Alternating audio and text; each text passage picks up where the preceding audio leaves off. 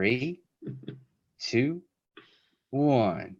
Ladies and gentlemen, welcome to another episode of the Project Egg Show. I'm your host, Ben Gothard, and today we have the honor of speaking with Alastair Handley. How you doing today, Alastair? I'm good, thanks. Appreciate the opportunity to come on your show. Excited to see what happens. Wonderful, and I'm so glad that you did take the time. I'm very appreciative, and I'd love to ask, what is your story? The story's long. It started a long time ago, but the story to where? The story to what I'm doing today, or the story to what I think we should achieve in the future? All of it, the whole thing. The whole thing. All right. I'll try to do the Cole's Notes version. We'll start with where I am today. So where I am today is, today I run one of the largest companies in Canada that's working to reduce greenhouse gas emissions by developing carbon offset projects. And what does that mean? It means we're helping people that reduce greenhouse gas emissions and converting them into a tradable commodity that's sometimes called a carbon credit or a carbon offset. And we sell those for them after we create them, and we generate a revenue stream for them. So we have about over 3,000 clients right now, and we've generated about $50 million worth of carbon credit revenue to those people for reducing greenhouse gas emissions. How I got here is a bit more of a circuitous story. I started off years ago working, I'm in Canada, so I was working on the west coast of Canada as a forestry consultant, doing spatial information systems and mapping forests and things like that, and decided to make a move. And we moved to Calgary, and I retooled, and I got some more software experience. And about a decade after the move, I found myself starting to develop software to help quantify emission reductions and convert them into a revenue stream for people. And I've been doing that ever since 2000 and I got to think 2007. And now we're operating in Canada, the US, and we've got some folks in Brazil, and we're looking at other opportunities as well. And functionally, what we want to do is we want to make an impact at a global scale. And it may sound crazy, and it may sound very audacious, but really what we want to be able to do is help enable the deployment of about $500 million worth of planet positive equipment, finance, and solutions to create a better planet. Planet positive solutions is what we're aiming for. That's incredible. So what really stuck out to you as like the reason behind doing all this? Like, why was it so important to you to do this, get into this in the first place? Well, that's a really interesting question, because, and I think it's really difficult to answer. Sometimes we head down paths, and as we go down those paths, they just lead us to places that we don't expect. And I think one of the paths that I was on is just part of doing this. I was fortunate enough to participate in a little expedition with myself and two of my kids, and we sailed across the South Pacific. So we left the west coast of Canada, and we ended up in New Zealand 6 months later. And we traveled through a myriad of countries, in what we would consider to be tropical paradises. And at the same time, we saw a lot of pollution. We saw a lot of rubbish in the ocean. And we saw islands that were really not that high above sea level, right? And then you hear about the threat of oceans rising. And when I came back from that trip, I was offered a job to develop a platform to create these carbon credits. And I thought, okay, I'll try this. It sounds like it's a positive thing. And as I got more and more involved in that, I became much more cognizant of the potential impact that they can have, not just at an individual level, but potentially at community levels. And I think in a way that most people don't understand. And I think there's a lot of misinformation. So I'll say it started with a sailing trip, right? And a love for nature anyways, and has evolved more into into a business, and a business that we're very proud of, and that we're keeping expanding and growing. What are those things that most people don't understand, or where's the misinformation? What is it? What is that misinformation? Well, I think that people, well, let's dig into, let's go to sort of a heart of the matter and pull back, because I think when we talk about climate change and we hear that in the news, and in many developing countries, climate change is a political tool to get elected. In Canada, we see this rhetoric from all of the different political parties saying how they're going to do this, and it's they're just getting money, or they don't really care, or it's not effective, or they don't have a plan. And they use it as a tool. It used to be, what do we call it? It used to be called global warming, and that became a topic that people didn't want to talk about. Then we got into climate change, and now we hear about carbon. And we hear all these highly negative stories about what's going to happen if we don't do anything to curb greenhouse gas emissions. And I think it's very true. If we don't do anything to curb greenhouse gas emissions, we're going to have a lot of problems. But what are those problems for people, right? And when we boil it down to, it's what we can boil the risk of climate change down to is food security. And today, countries are looking at things like food safety, food security, and now food sovereignty. Because if we had a drought in Australia, North America, and Russia in the same year, right, the breadbaskets of the world, there would be a shortage of food, and there would be a big impact. So when we talk about why do this, right, I'm talking about from the perspective of feeding people.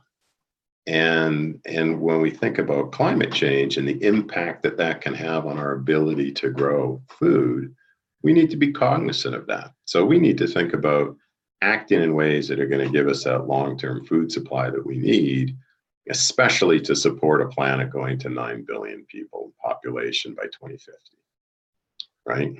So does that make some kind of sense? Yeah, and I'm interested to really understand the path of like how we get there. Like how do we get to the things that we're doing today leading to issues with food safety and security and sovereignty? Like, what is the path that it seems like we're heading down, and where really are you trying to steer that path? Like, how are you trying to curb the problem? Well, yeah, I'd say for me, trying to curb the problem, that would be a pretty lofty goal. But I think part of it comes down just to education, so that people start to understand what options are out there, and they start to understand how we can use, I'm going to call it an environmental market. I'd be broad-based, but an environmental market, which is putting a value on environmental attributes and being able to monetize those attributes through saving them or restoring them, whether that's water, whether that's carbon, whether that's habitat. Because as we extract resources, whether it's oil and gas, or whether it's food, or we're extracting things from the land, we're having an impact on that particular body of land. And we may not really be fully cognizant of what the long-term impact is going to be. But if we have environmental markets, we can, through market frameworks generated by governments or generated voluntarily, encourage people to take extra steps to do something better. So I'll go all the way back to the 1990s. And I don't know how many people on here were going to remember the 90s well, but back in the 90s in the northeastern US and southeastern Canada, we had a real problem with acid rain. We had a lot of sulfur dioxide being pumped into the atmosphere from coal-fired power plants. It was mixing with the rain, and our rain that was falling was acidic, and it was destroying the Great Lakes, and it was destroying buildings. And this acid rain was having an extremely negative impact on the environment, and it was visible. Why was it different? It was visible. And in the 1990s, you'll have to look up the exact dates, Ronald Reagan, Republican president, and Brian Mulroney, a conservative prime minister of Canada, signed I think it was a Clean Air Act or the Acid Rain Accord. And what they did is they created a mechanism by which sulfur dioxide emissions being pumped into the atmosphere there's a price was put on that. And they effectively built what was known as the first cap and trade system in the world, which limited the amount of sulfur dioxide emissions that a company could put into the atmosphere. And companies had to buy an allowance to pollute. So if they were going to put a ton up, they had to pay for the right to put up a ton. But if they didn't emit as many tons of sulfur dioxide as they thought they were going to emit, and they had extra allowances, they could trade them. So if they implemented technology and they could drive their sulfur dioxide emissions down, they could be holding excess allowances, which they could then trade into the market. So it became a competitive advantage to reduce emissions because their operating costs became lower because they didn't have to buy the allowances. And eventually they could create the equivalent of an offset or some sort of thing and trade it back and forth. The long story short is that they reduced the sulfur dioxide emissions at 25% of the projected cost. And so these markets work. When we hear people, I'm going to speak about from the Canadian context because we have a federal election coming up soon, and we have a party in power that has a very clear plan on what they want to do on the environment and how they want to tax greenhouse gas emissions. And we have another party whose plan is perhaps less clear. And in between those parties, we have people saying this is just going to cause jobs to be lost. It's just going to cause economic ruin. It's going to cause hardship. But what they don't see is they don't see what the potential upside is for developing new technology as a result of these programs, for implementing green technology, and for having people work in that space. And the amount of technology that can be developed as a result of these markets is really quite, it's profound. Last year, we'll talk about these environmental markets relating to greenhouse gas emissions. Last year, according to the World Bank, they were worth about $42 billion globally.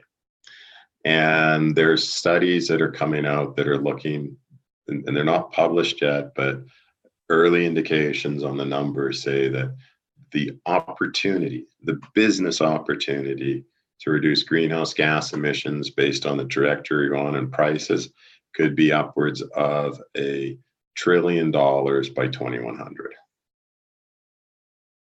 That's a pretty big number. It's a very big number. It's a very big number. And businesses drive change. Businesses can develop better solar panels, can develop electric cars, can develop better storage systems, more efficient wind turbines, more efficient, tidal turbines. It's all happening. But change is hard, right? And it takes a lot of time.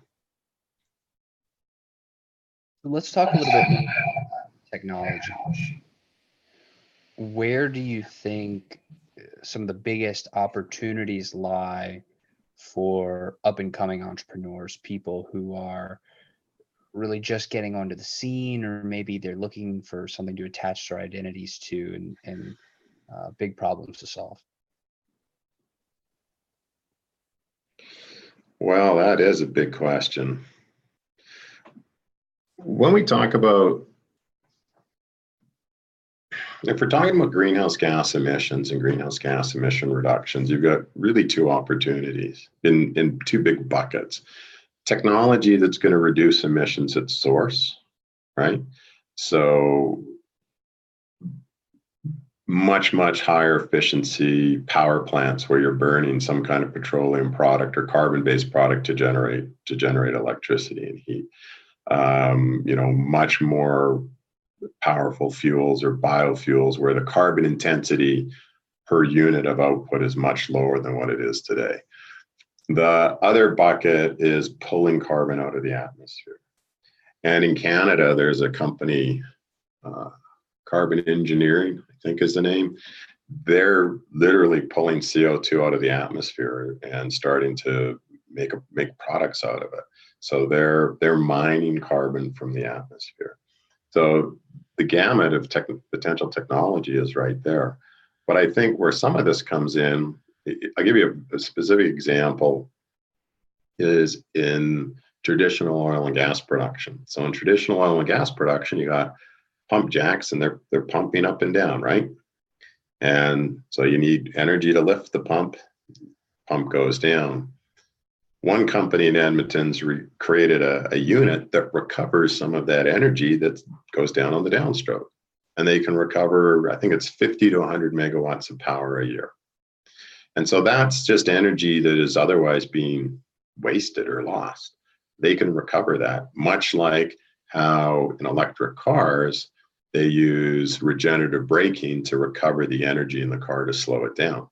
So that's a technology that someone's developed, but isn't really widespread yet because they don't really have a way to monetize the value in that. Whereas if they're in a carbon market and they could, then they could potentially monetize that.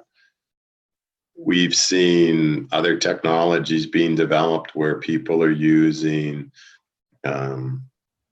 inshore ocean waves to compress air, like a giant bicycle tube in the ocean. It compresses air and it stores that compressed air on shore. And this is where it gets really cool, I think, and they're now commercial. But at a big scale, if you can compress air to 1,000, 2,000, 3,000 PSI, at 1,000 PSI, you can desalinate water, right? And whenever you have compressed air expanding rapidly, there's cooling with it, right? So you've got a jet of cold air. So you can actually do desalination, you can do refrigeration, and you could do power generation. And if you look at a country like Bora Bora, where everybody's heard of it, all the water that's drunk there comes from a big a desalination plant run by diesel with massive greenhouse gas emissions, or large greenhouse gas emissions. I can't say massive, I don't know for sure. So what are the opportunities to deploy that sort of technology, whether it's in remote islands, small island developing states, or in remote coastal communities to generate water and electricity and refrigeration? And that's just a few. I know there's many, many more that are out there. That's awesome. So we think, many people think that changing the way we're consuming fossil fuels as a result of carbon taxes or greenhouse gas reduction, regulatory reduction frameworks has to be painful. And I don't believe that's the case. I think it can actually be, it could be painful, but it could also be very profitable on the flip side, right? We just need visionaries who are thinking, where are we going to be 5-10 years down the road?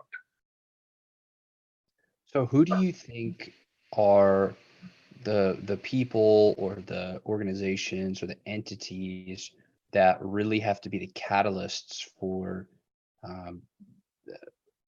making these calls to start adopting these new technologies to make these markets and this information more widespread?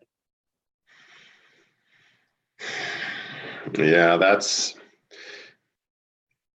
I think what's happening right now is that the people that are actually pushing this in many respects are institutional investors that have billions, hundreds of billions of dollars or trillions of dollars under management, and are now saying, we are not going to invest in organizations that don't have some type of emission reduction plan or some type of corporate social responsibility goals set that are in place.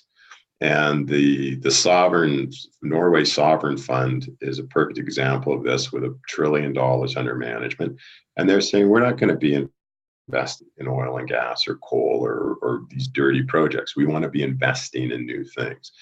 So you've got money like that. You've got some of the philanthropic money from the like Bill Gates Foundation and loads of other ones that are looking to invest in the next new technology for generating the energy that we need, right, to survive on the planet, but one that's going to be less detrimental to the environment. So investors are pushing that, and companies are responding. There's an organization or a program called the Carbon Disclosure Project, and it has some of the largest companies in the world reporting what their carbon footprint is on an annual basis and setting targets. The gold standard out of Europe is trying to work with companies to use science-based targets to reduce emissions in their supply chain. So this is happening, but it's happening in a somewhat of a fragmented manner as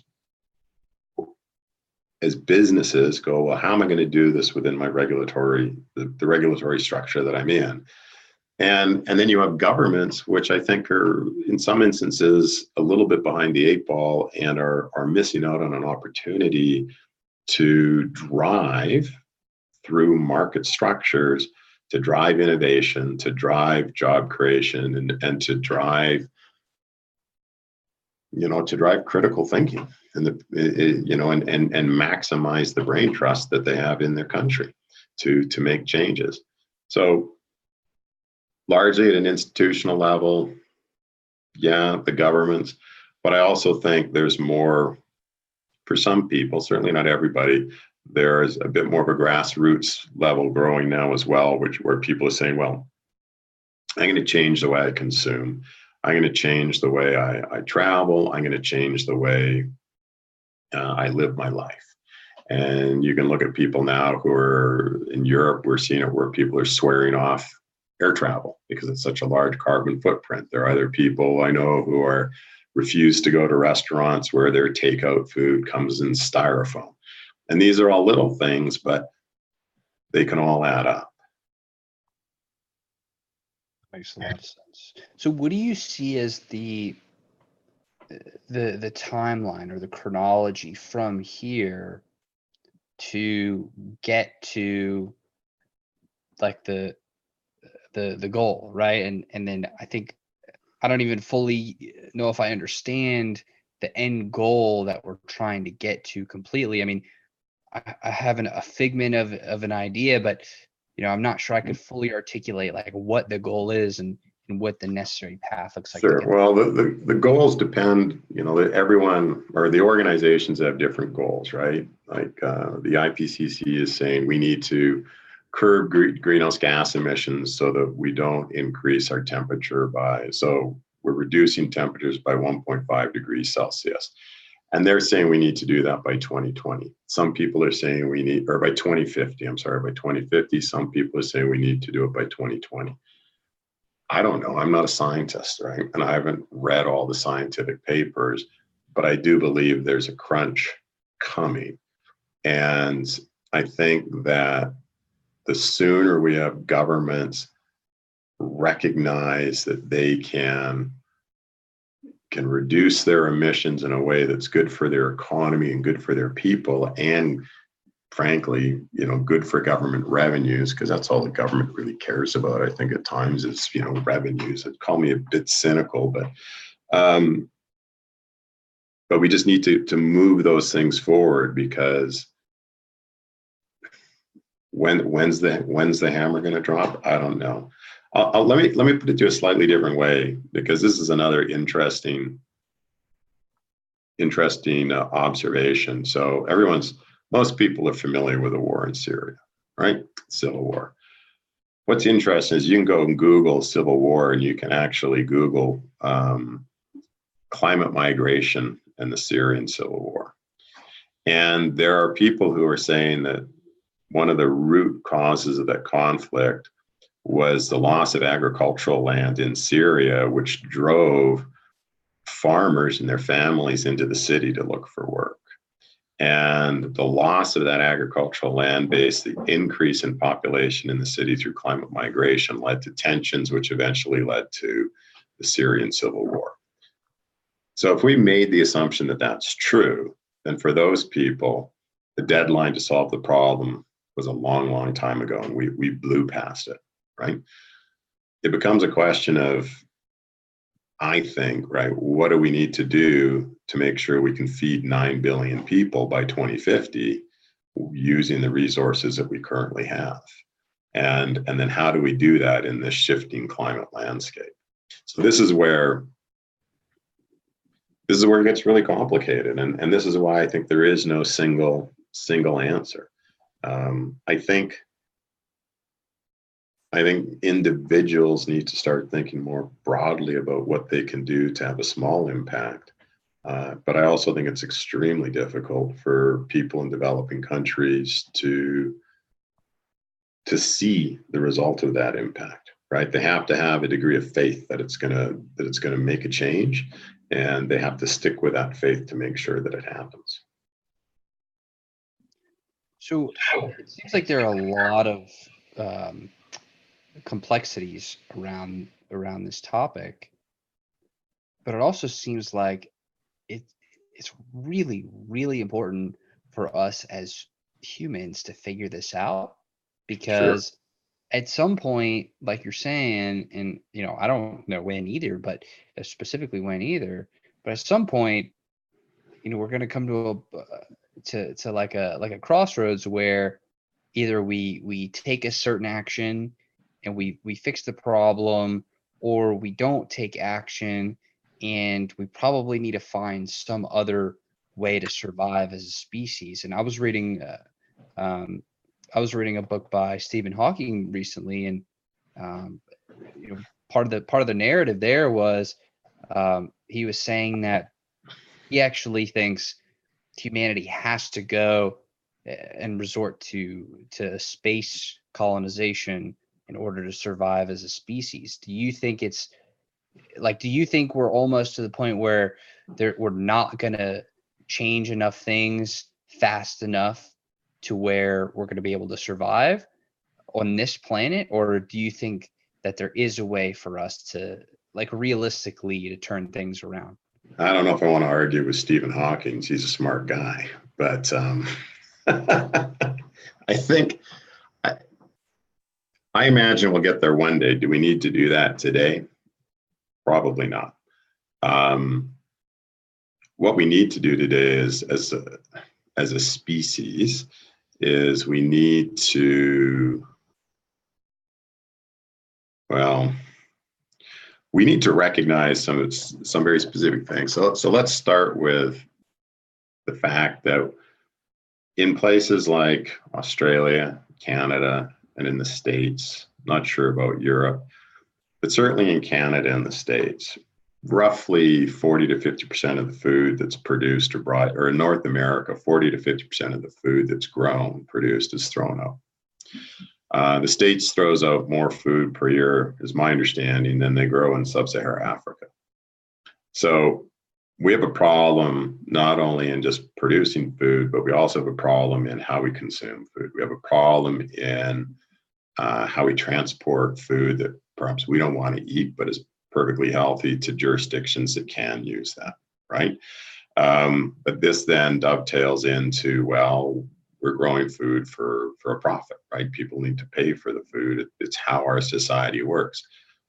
So I don't know if we need to move to space right away, as opposed to figure out how we use the food that we're currently growing more effectively to feed more people with it, right, without impacting the land. That also takes people caring a little bit more about some of the other folks in the world. And an example of this is I was in South Africa last month, I think, looking at technology. And while we were driving through South Africa, following Google, we ended up driving through a township, right? And the township isn't necessarily a safe place. So we got out of there pretty quickly. But you see these townships and you see these people that are fighting for survival or fighting to put food on the table, and they're living in what we would consider to be suboptimal conditions. And that's the biggest worry they have of the day. And on the trip home, I read about a woman who was upset with KLM because she was breastfeeding her child, and the flight attendant asked her to be more discreet. And that upset her so much she had to go out on social media and complain about how KLM was infringing on her rights. So you tell me who's got the biggest thing to worry about, right? The women on the plane or people living in townships in Africa that are looking for their next meal, right? So one of the challenges we have in first world countries is we don't realize just how bad it is in some other areas of the world or some other areas of our own country. When we talk about climate change, and we talk about fighting climate change, or we talk about issues like food security, we have to remember that 80% of the population doesn't have the financial capacity to worry about that or to spend time worrying about that because they're too busy trying to put food on the table, right? How can I expect somebody, I can expect someone in Africa to worry about climate change if they're seeing them impacting it directly, but can I barely expect them to cobble together the financial resources to put a solution in place and drive that globally? No, I don't think that's realistic. Can I expect countries that have reasonably deep pockets or strong balance sheets and technological expertise, can I expect them to step up and drive change and move that out into other areas? Yeah, I think I can. So I don't think I answered your question at all, but I don't know if I've answered any of them, to be fair. But that's just kind of the way I think. But we need to step up. So rather than just disappear into space, what can we do right now to make an impact and to make a change in our own consumer habitats and habits, our own consumer habits, and how do we help others see that we should do something different, right? I think those are really good questions. And I think it's interesting that, first of all, I appreciate your answers and I appreciate where the conversation has gone. But I really think that those are questions that I feel like a lot of people aren't even asking. I could not, before we started talking today, even though I care very deeply about the environment and, I recycle and, I from when I was a little kid, my mom always told me I had to recycle and to, reduce, reuse, recycle. And I live in New Orleans. And so the swamps and the wetlands are very important because without them, my city would be underwater, and there's a lot of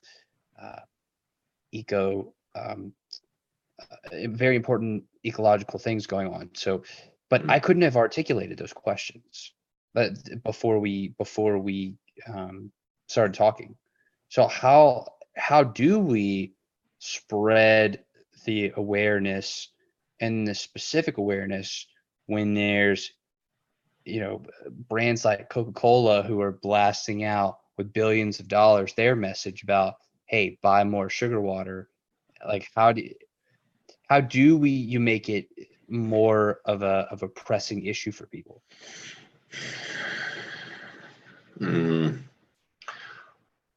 Well, I think that comes down to, I'm going to say hope, by giving people hope, right? We hear an amazing amount of negativity in this space, right? We've heard it from the IPCC's report. We hear it from the David Suzuki Foundation. We hear it from a variety of I'll say more radical environmental NGOs, right, that are delivering a message. And the message is really one of, we have to do something or we're in deep, deep crap. And that's a fair message, but it's not one that necessarily resonates with people, right? On the flip side is we've got some individuals on the right that are going, well, no, this isn't a problem. This is a farce. It's not true. It's not real. It's not happening.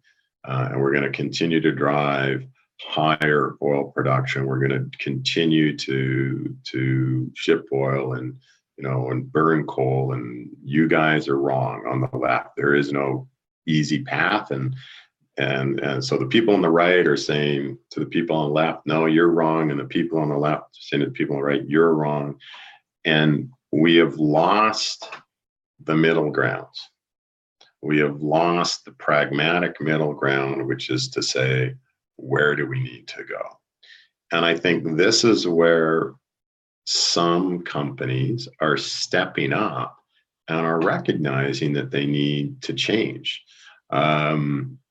There are a number of oil and gas companies, for example, that have signed on to an initiative to reduce methane emissions from their upstream oil and gas productions around the world. They're not being regulated. They're not being told they have to do it, but they recognize that it's a good thing to do. So they're making plans to do that, but they don't have to. It's a choice, right? They're looking, but those same companies are now recognizing that they're energy companies. They're not oil and gas companies anymore. They're energy companies, which can mean solar, it can mean wind, it could mean whatever the next energy source is. But they also realize that it's going to take time for us to move away from oil and oil production. And I think one of the things that's really frustrating for me is because I live in a state, in a province that produces oil, right, in Alberta.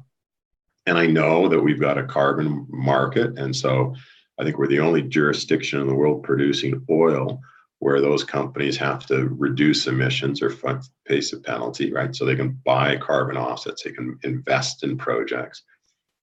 Saudi Arabia doesn't do that, right? We have rigorous environmental standards. Other countries don't, right? We have gender equality rules, others don't. And yet our oil has been determined to be the most, by some, to be the dirtiest oil in the world, when in fact it's produced to very high environmental standards. What's the right answer? I don't know. But we have polarization, right? And now we have companies coming into the middle ground going, we know we need to change. What's the pragmatic manner in which to transition away from a high carbon energy economy, i.e. where we're burning carbon fuels for energy, to a high carbon economy where we're making products, right? So people forget or don't know that there's about 6,000 different products that are made out of oil, right? And just plastics, rubbers, synthetic clothing, right? The list goes on. There's thousands of products that we buy on a daily basis that are made out of oil. And the irony of this is that a lot of people are out clamoring for, the move away from fossil fuels, are doing so with products or in products or wearing products that are made out of oil. So don't believe for an instant that we're just talking about getting rid of oil altogether. I think it's different. I think it's moving to cleaner sources of energy. Doesn't mean we still won't have a lot of products produced out of oil, right? Wow.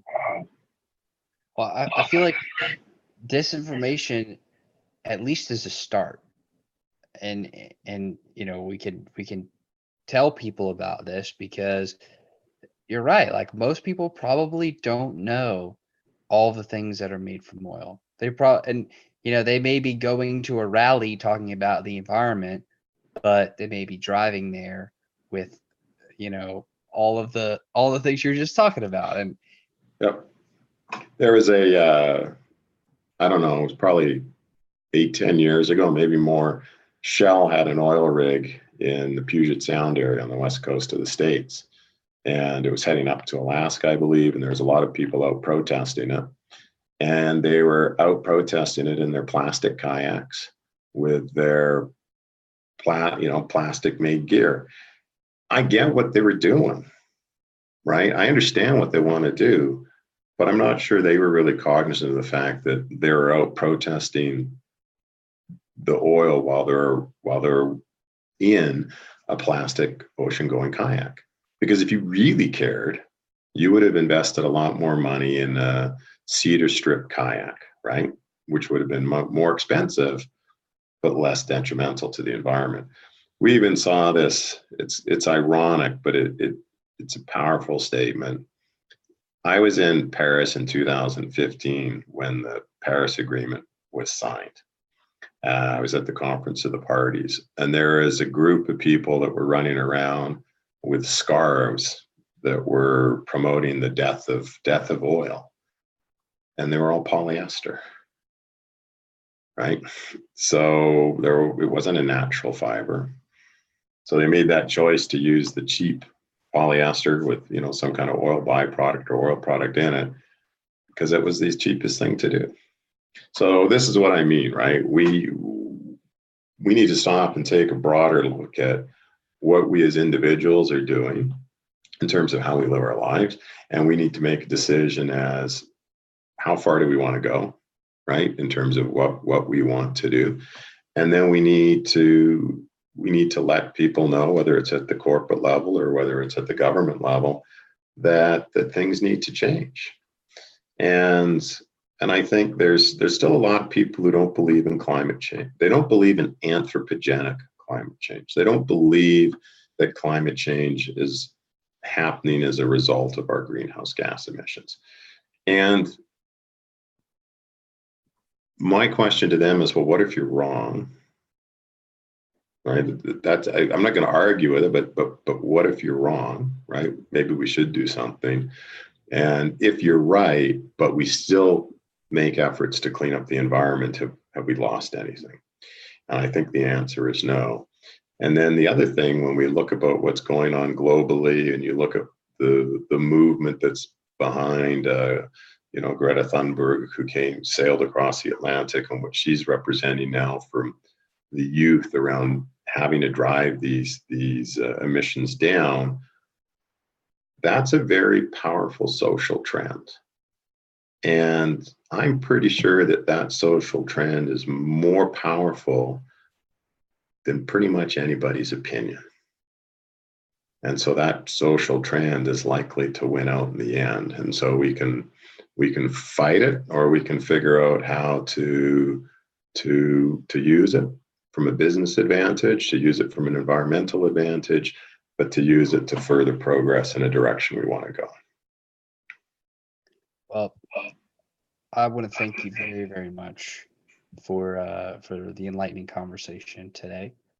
I've definitely learned a lot, and I very much hope that the listeners and viewers learned a lot too, because this is something that we've never really talked about, at least in this depth on the show before. So I'm grateful that you would come and be on the show, and that you shared some time with me today. So I just want to say thank you very much. No, and I appreciate you having me, and I appreciate all your listeners who stayed for the full duration and wanted to listen to the end. Let's do it again sometime. Always happy to reach out and try and help people understand what's a complicated issue. So Yes, pleasure's all mine. Well, thank you again, Alastair, and to everybody who's watching and listening. I want to thank y'all very, very much. Your time is very valuable, so I'm grateful that y'all choose to share it with us today, and I'm grateful that y'all stick with us all the way till the end. And I will see y'all on the next episode. Take care now. Thank you.